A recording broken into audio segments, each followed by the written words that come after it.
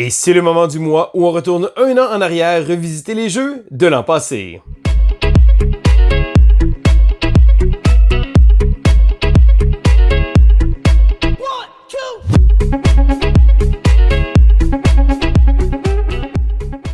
Bonjour l'école du jeu, mon nom est Sylvain et on se retrouve une fois de plus pour le segment Throwback. Alors c'est un segment que j'apprécie particulièrement sur la chaîne parce que mois après mois, je revisite les jeux de l'an dernier. Et là on est rendu maintenant au mois de mai 2022. Donc je revisite les acquisitions que j'ai faites et avec un peu de recul, je vous donne une perspective honnête avec justement un peu plus de distance. Donc comme à l'habitude, je commence avec des jeux qui ont quitté ma collection. Et là, je tiens à dire que le premier va fesser fort parce que c'est le jeu Maracaibo. Je le sais, Alexander Pfister est un designer vraiment hors pair et Maracaibo est un jeu qui est apprécié de beaucoup de gens. D'ailleurs, chaque fois que je dis que Maracaibo a quitté ma collection, les gens me disent « Ah, mais tu comprends pas, t'aurais dû lui donner une autre chance ».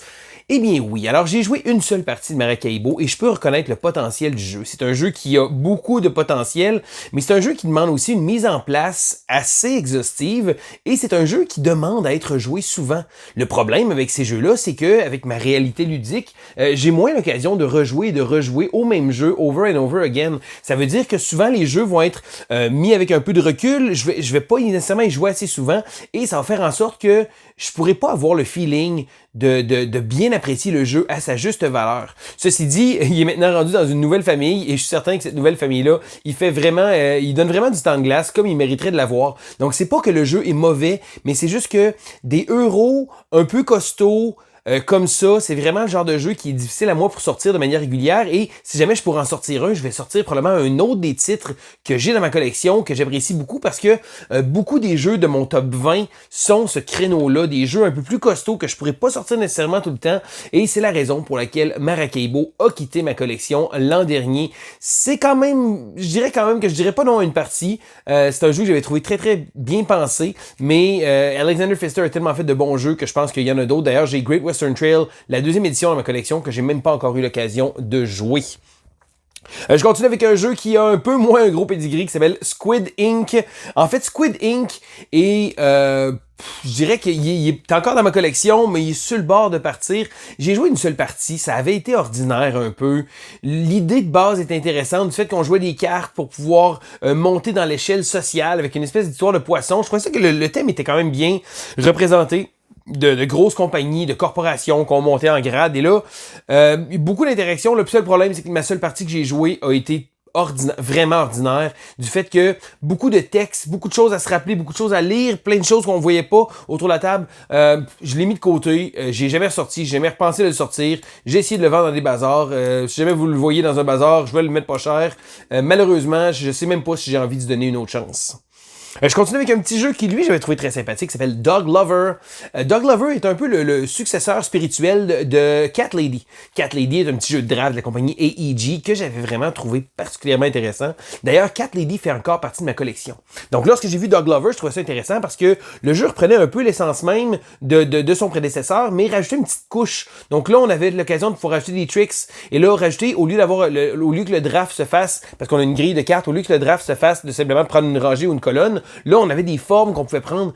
Le hic, c'est que malgré le fait que j'aimais beaucoup Dog Lover, je pense que c'est la simplicité de Cat Lady qui me plaisait. Donc, le set collection de cartes, un petit draft sympathique, pas trop compliqué. Vous savez, des fois, il y a des jeux qui ont pas besoin d'un plus. Il y a des jeux qui ont pas besoin d'avoir une petite coche plus gamer pour se rendre pour que ce soit apprécié. La preuve est ici. J'ai préféré quand même Cat Lady à Dog Lover, que j'avais trouvé néanmoins sympathique. Je continue avec un autre jeu qui n'aura pas eu malheureusement sa chance avec moi, c'est le jeu Familiar Tales. Familiar Tales est un jeu vraiment génial, c'est l'aboutissement d'une série de jeux de la compagnie... Le nom m'échappe, bien entendu. Donc, c'est une compagnie qui a fait également Mice and Mystics. Ils ont fait Stuff Fable. Ils ont fait vraiment beaucoup de jeux narratifs. Et je trouve que ces jeux narratifs-là ont toujours une espèce de bon fond. Je trouve ça super intéressant. Mais c'est des jeux narratifs, c'est des campagnes, c'est des jeux qu'on doit jouer souvent. Ceci dit, Familiar Tales était vraiment l'aboutissement. C'était mon favori de toute la gang. Le jeu offrait une narration également, et une narration en français aussi, ce qui était vraiment super. Donc, on allait sur un site web, on pouvait rentrer des codes. Et le jeu était pas... Bon, il y avait un support... un support en ligne comme ça, mais c'était pas un jeu avec nécessairement là, une tablette ou un cellulaire. C'est vraiment les histoires qu'on avançait, on avait de la narration. C'était vraiment, vraiment super. Je trouve que le jeu était bien pensé, mais comme les autres jeux de campagne, j'ai pas l'occasion d'y jouer assez souvent. Donc, il a quitté ma collection, mais je pense que c'était vraiment mon favori de toute la gang de cette compagnie-là. Je continue avec un autre jeu que j'avais trouvé bien sympathique qui s'appelle Northgard. Northgard est un deck builder avec du contrôle de territoire, des combats, qui est tiré d'un jeu vidéo. Et là, c'est drôle parce que contrairement à beaucoup de monde, j'ai fait les chemins inverses. J'ai commencé avec le board game et je suis allé chercher le jeu sur la Switch par la suite pour pouvoir le tester. Un jeu que j'avais bien aimé, un jeu vidéo que j'avais bien aimé. Northgard, je dirais que la raison pour laquelle il a quitté ma collection, c'est qu'un ami à moi a vraiment beaucoup aimé le jeu et je savais que c'était dans ses cordes, donc j'ai décidé de lui offrir en sachant éperdument que je pourrais y rejouer quand bon me semble quand même. Donc Northgard était bien parce que malgré le fait qu'on avait un élément de deck building très très minimaliste, donc on n'avait pas beaucoup de deck building à faire, il reste que c'était des décisions qui étaient importantes et l'espèce d'aspect de collection de ressources qu'on pouvait faire, de gestion de cartes, parce que là justement notre deck building était limité, donc on devait optimiser vraiment notre deck comme ça. J'ai trouvé que le jeu avait de très bonnes idées. Et là, je continue avec des jeux qui sont encore dans ma collection. Et laissez-moi vous dire que l'année passée, ça l'a frappé fort avec des titres qui sont top notch. Donc, tous des titres qui font parmi de mes jeux favoris de 2022. Et j'en ai 3 ici comme ça qui sont vraiment, vraiment au top parce que je commence avec Longshot de Dice Game. Longshot de Dice Game est un roll and ride qui simule une course de chevaux et on va miser sur les chevaux. Ce que j'aime de ce jeu-là, c'est qu'il se joue jusqu'à 8 joueurs et c'est un jeu parfait en convention. J'adore arriver en convention, réunir une table pleine de monde, animer cette partie-là. Donc, c'est vraiment le fun, c'est super simple et ça se joue tellement bien. C'est certain que à 2 joueurs ou 3 joueurs, c'est peut-être un peu moins l'idéal, mais j'ai vraiment trouvé ça super. Il y a également un mode solo que j'ai même pas essayé encore. J'ai vraiment beaucoup de plaisir à jouer à ce jeu-là. Et chaque fois que j'ai l'occasion d'aller dans une convention, dans un événement ludique, c'est certain que je traîne cette petite boîte-là. Vraiment un jeu super. J'ai vraiment énormément de plaisir. Je continue avec un jeu qui est contrairement à son concernant à Longshot, celui-là, c'est pas une petite boîte du tout. C'est une grosse boîte qui prend beaucoup trop de place. Certains vont dire que le jeu est overproduced, donc une production too much. Savez-vous quoi? Moi, je l'aime. C'est Foundations of Rome. Foundation of Rome est un jeu qui s'assume. Le jeu se dit, OK, on aurait pu faire ça des petites tuiles, faire des petits polyminos, mais non. On va y aller all-in avec un gros projet Kickstarter. Et savez-vous quoi? Je suis tout à fait d'accord avec ça. Donc je sais, oui, certain que ça va limiter un peu l'accès au jeu. C'est une grosse boîte, assez dispendieuse, mais c'est un jeu de collection. Et moi, le jeu fait exactement ce que j'aime ce qu'un jeu fasse. C'est un jeu de construction de ville, mais tellement simple et tellement facile à montrer. C'est ce que j'aime de ce jeu-là.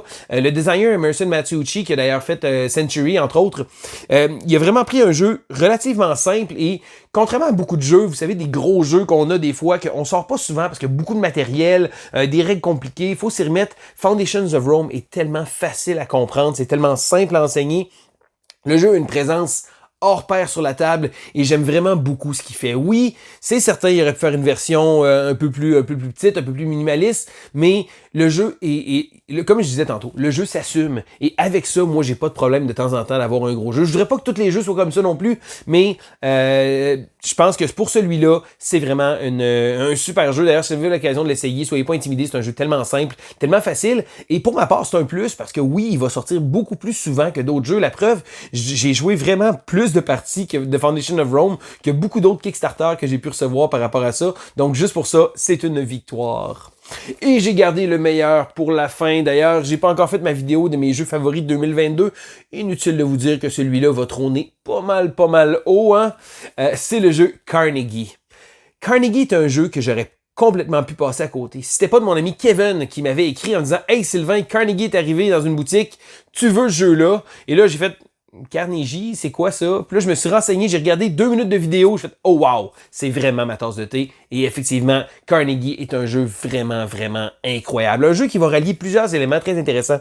On va avoir un positionnement qui va se faire sur la table, sur une carte, donc une map qu'on va avoir par rapport à essayer de faire du placement, d'essayer d'optimiser nos chaînes comme ça, mais c'est le système d'action et de déplacement d'ouvriers parce que on va réaliser une action et après ça, on va pouvoir activer les différents départements et on va pouvoir déplacer nos ouvriers pour aller travailler dans les bureaux certains départements. Donc, on a une espèce d'optimisation à faire qui est tellement, tellement géniale. Ce jeu-là est vraiment le fun, un beau design visuel aussi.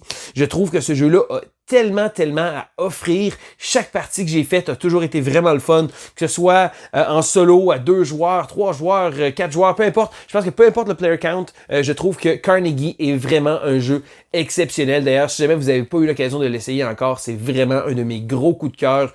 Un jeu vraiment superbe. C'est Ian O'Toole aussi qui a fait le design artistique, donc c'est vraiment moi j'adore ce visuel-là. Je trouve ça très, très joli, très, très tape à l'œil, mais aussi la version Kickstarter que j'ai a vraiment des beaux inserts, donc c'est vraiment facile à mise en place et ça vient vraiment alléger le temps de mise en place. Et vous savez, des fois, il y a comme j'expliquais tantôt, il y a des jeux qui c'est comme c'est lourd à mettre sur la table puis tout. Carnegie, c'est super rapide et c'est vraiment un jeu qui gagne à être connu. Si je ne l'avais pas essayé, je vous invite à jeter un coup d'œil à Carnegie. Gros coup de cœur pour moi et fort probablement dans mon top de mes jeux de 2022. D'ailleurs, une vidéo qui devrait éventuellement arriver sur la chaîne. Là. Ça fait déjà, je pense, un mois et quelques que je me dis, je vais la faire bientôt, je la repousse. Il y a encore un petit jeu des fois que je voudrais jouer, mais là, je pense que je vais vous donner ça et histoire de parler du plus de jeux possible, je risque de faire ça en 2 parties. Donc, c'était Sylvain pour l'école du jeu et on se dit à la prochaine!